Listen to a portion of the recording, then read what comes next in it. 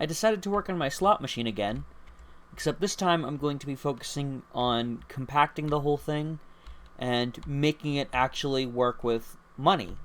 Not real world money, of course, but emeralds. Probably.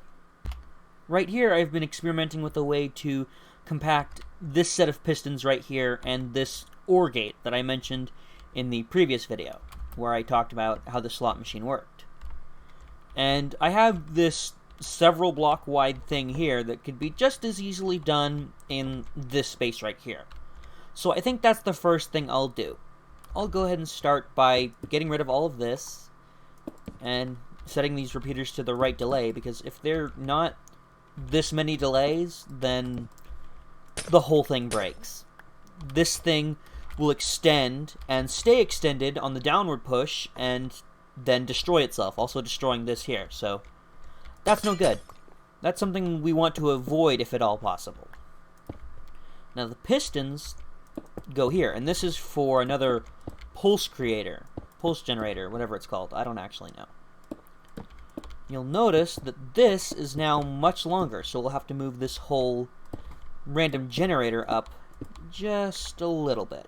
Something I discovered while working on this machine earlier was that if you hold Control and use pick block, it copies the container with whatever items it has in it, so that when you place it, it has those items in it, which is really useful. It means I don't have to go back into the creative inventory and get those items again, which is nice. One of the things that really needs compacting is this mechanism right here. This is the thing that toggles this toggle flip-flop right here whenever the cycle ends, but as you can see, it is a huge, massive protrusion. So the way I'm thinking of compacting it is splitting this into two chunks, making one go this way and then the other come back, and then putting this maybe around here. After several minutes, this is what I've come up with. It's a lot more compact than I was originally going to make it, but remember, that's for the better. That's what the goal is right now. And I'm also paranoid, so I'm going to run the machine to make sure it all still works. I'll unfortunately have to break this, but hey, I have video proof that I got it, so it doesn't really matter.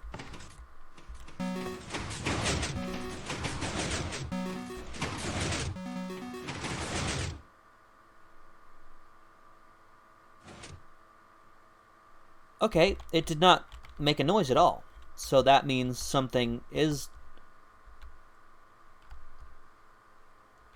Ah, I see. That sticky slime block... I don't know why I was going to say sticky piston. That slime block broke this block, or moved it, which broke this redstone. And... hey, alright.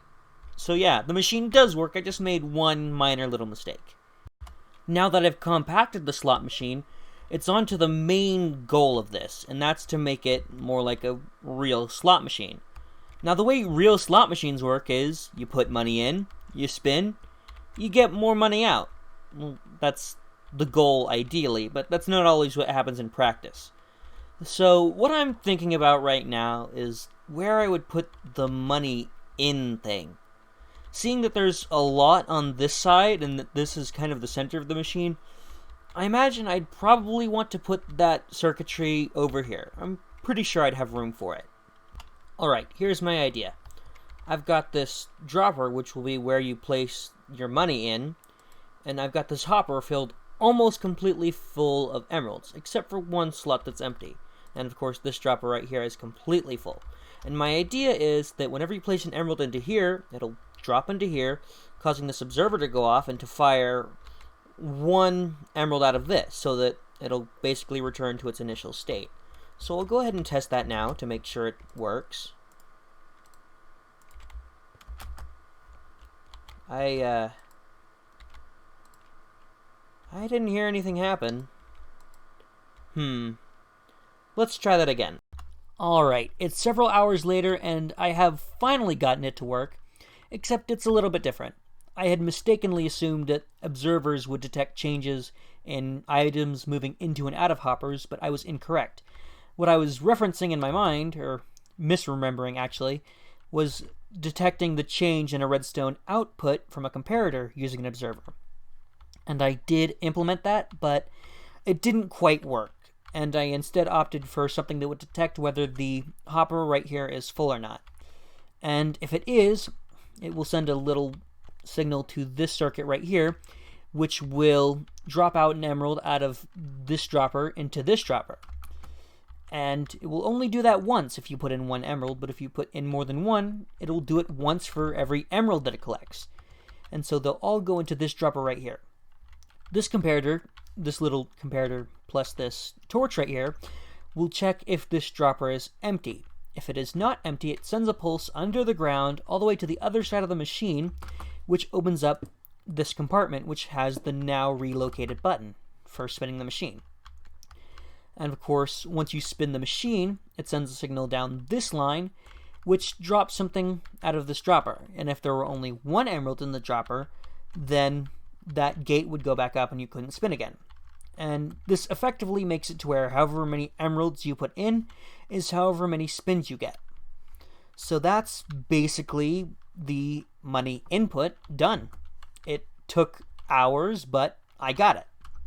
And then there's the money out. It's actually tickets out, but this was by far the simplest thing in this whole build. I just extended a redstone line out of this, or out of each note block into these droppers, which each have tickets. They're actually renamed pieces of paper. And the way that would work is you take these tickets to somewhere and get them redeemed. I've never been in an actual casino. I don't know how exactly they do it or what the specifics are, but I know that's how it works usually. And yeah, that's this whole machine. And I guess I could show you it in operation. I'll put 2 emeralds in. And of course, this gate will open right here, and I can press the button and get a spin. Hopefully I'll match emerald so you can get to see this in action. Unfortunately, I did not, but that's what the extra spins are for.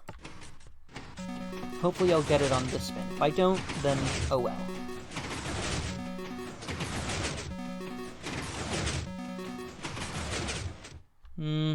Oh well. I got kind of close. I got halfway close to getting gold, halfway close to getting emerald, but I ended up getting neither. Thanks for watching this video. I got a request in the comments for a tutorial on this, which on the day that this is uploaded, I'll probably be working on, since I'm uploading this tomorrow since it's really late. But yeah, again, thank you for watching, and bye.